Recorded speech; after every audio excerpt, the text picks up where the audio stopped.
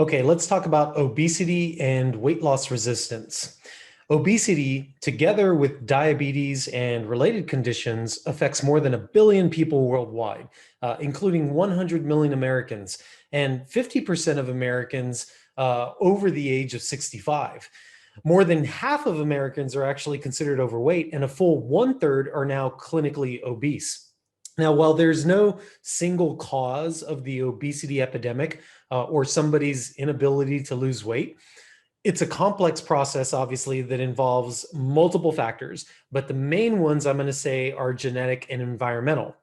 More specifically, obesity is caused by a mismatch between our predominantly ancestral genes and our modern living situation or our modern lifestyle.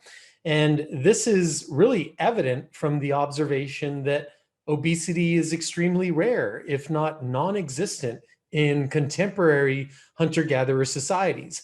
So in other words, where there are people that currently live very much like hunter-gatherers did thousands of years ago, there's a number of different societies that are well studied now. And these are people that continue to follow their traditional ways. You just don't see obesity within these groups of people.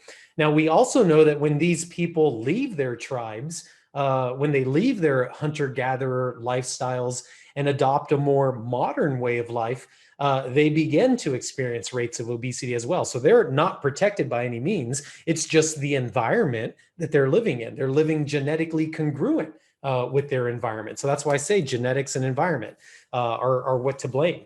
So what is it about the modern lifestyle that is so harmful to our metabolism, to our metabolic health?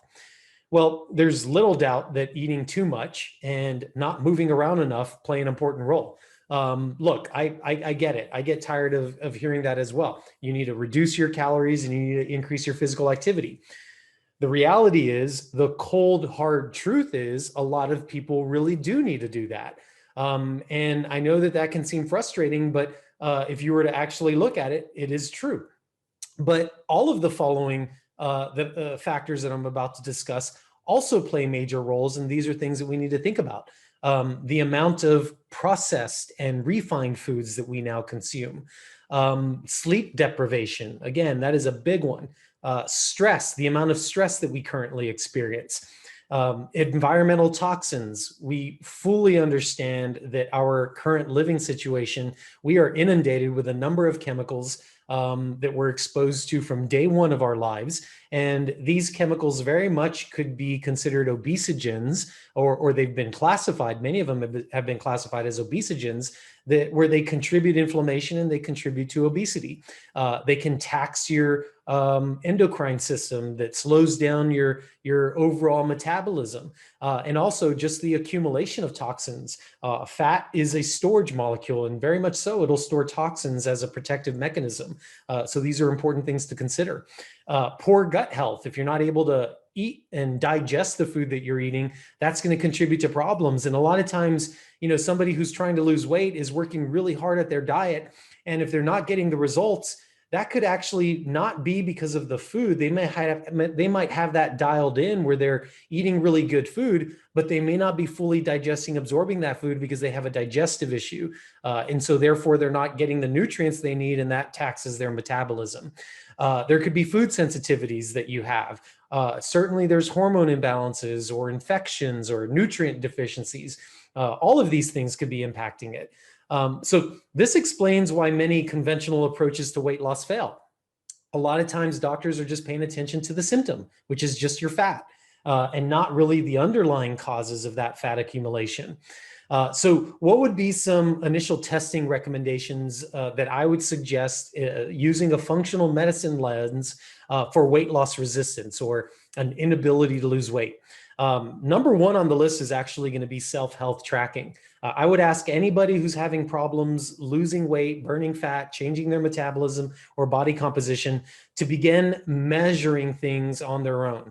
This would include things like monitoring your glucose levels. Are your glucose levels staying well balanced? Are they spiking really high or really low based on certain meals that you're having or at certain times of the day? Is your blood pressure normal? Is your body temperature normal? Nutrient tracking, which is very important. As they say, what gets measured gets managed. And Now, after working with hundreds of weight loss patients, I can honestly say that a big part of the problem is simply miscalculating our intake. There's so many people that assume that they're eating a certain number of calories and they are convinced of it. And yet when we start to measure, they start to realize that they were actually miscalculating. And that is a main reason why they're not able to lose weight. A lot of times people do really good at calculating and they do a great job Monday through Friday. And then Saturday and Sunday, they completely wreak havoc with their calculations, or they just decide to not calculate and they go off their diet. Well, guess what? You could completely obliterate your goals within 2 days. Absolutely, for just destroy your whole week's worth of calculations.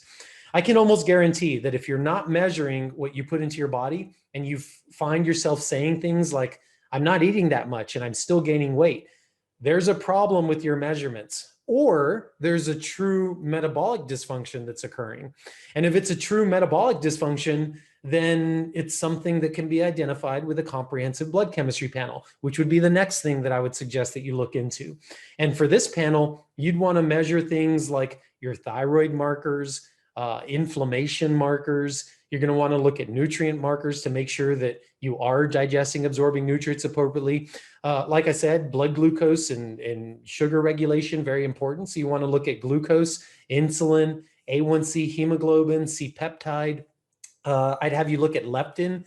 Leptin is a hormone that regulates satiety. So, when you eat food, if you've had enough food and you feel satiated, leptin plays a role with that. Leptin also plays a role with fat metabolism. Ghrelin is another hormone that you want to look at.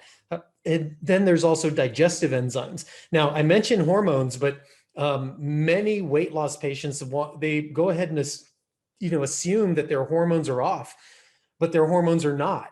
And it's not so common to have hormone imbalances actually that are causing weight loss resistance. And this is not just opinion. I mean, again, this comes from after working with hundreds of weight loss patients. And initially I first thought, yeah, it must be hormones, and always seeing that hormones come back normal, or hormones are not necessarily imbalanced to be causing, weight issues. Or there are times even where people do have hormone imbalance. We correct those imbalances and yet they're still not able to lose weight.